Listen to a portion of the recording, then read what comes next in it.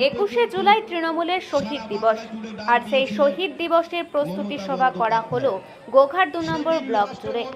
আজ তথা বৃহস্পতিবার এই সভার আয়োজন করা হয়।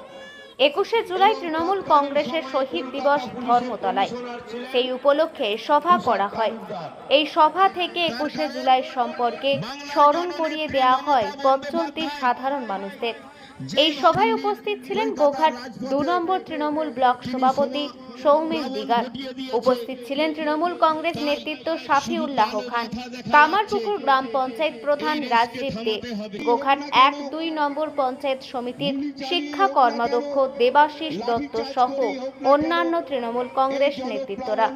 এই সভা থেকে তৃণমূল কংগ্রেস কর্মীদের 21শে জুলাইয়ের গুরুত্ব সম্পর্কে বক্তব্য রাখেন তৃণমূল কংগ্রেস নেতৃত্ব। পাশাপাশি কেন্দ্রের বিজেপি ও সিপিআইএমকে কড়া আক্রমণ করেন তৃণমূল কংগ্রেস নেতৃত্ববৃন্দ। এটার বলতে নতুন করে কোনো অপেক্ষা রাখে না, তার কারণ মমতা বন্দ্যোপাধ্যায় কর্মীদের কথা চিন্তাভাবনা করেন। সেই কর্মীদের কথা চিন্তাভাবনা করেন বলেই যে 13 জন কংগ্রেস কর্মীরা খুন হয়েছে, কংগ্রেস তাদের কথা মনে রাখে না। মমতা বন্দ্যোপাধ্যায় তৃণমূল কংগ্রেস করেও সেই কংগ্রেসের কর্মীদের কথা মনে রেখেছেন। তাই তাদের আত্মাকে শান্তি কামনার জন্য এবং শহীদের পরিবারদেরকে সমবেদনা জানার জন্য 21শে জুলাই ডাক দিয়েছেন।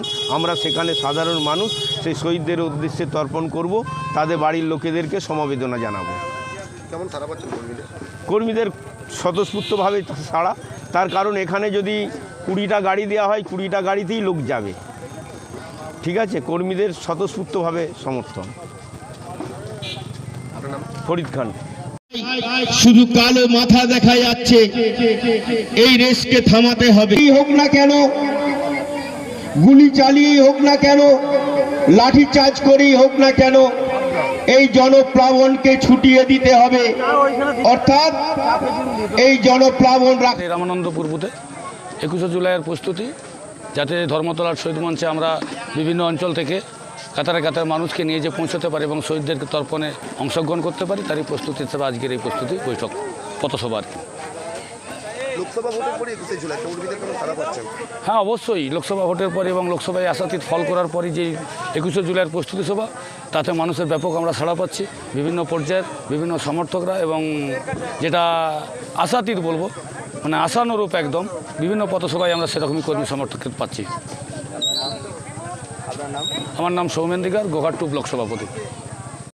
নমস্কার, আমি সমীর ভান্ডারী, আরামবাগ পৌরসভার চেয়ারম্যান ও আমাদের প্রাণপ্রিয় দিদি তথা বাংলার মুখ্যমন্ত্রী মমতা বন্দ্যোপাধ্যায় ও সর্বভারতীয় তৃণমূল কংগ্রেসের একজন সৈনিক। আগামী 21শে জুলাই প্রতি বছরের মতো এবছর অনুষ্ঠিত হবে ঐতিহাসিক সমাবেশ। উক্ত সমাবেশে মূল্যবান বক্তব্য রাখবেন মমতা বন্দ্যোপাধ্যায়, অভিষেক বন্দ্যোপাধ্যায় ও তৃণমূল কংগ্রেসের নেতৃত্ববৃন্দ।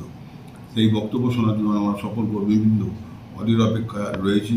রক্তাক্ত রাজপথ থেকে লড়াই সংগ্রাম করে উঠে আসা আজকের জননেত্রী মমতা বন্দ্যোপাধ্যায়ের বার্তায় হবে আমাদের আগামী দেখানো পথ। আমি আপনার জনসাধারণকে এই ঐতিহাসিক সমাবেশে উপস্থিত থাকার জন্য অনুরোধ।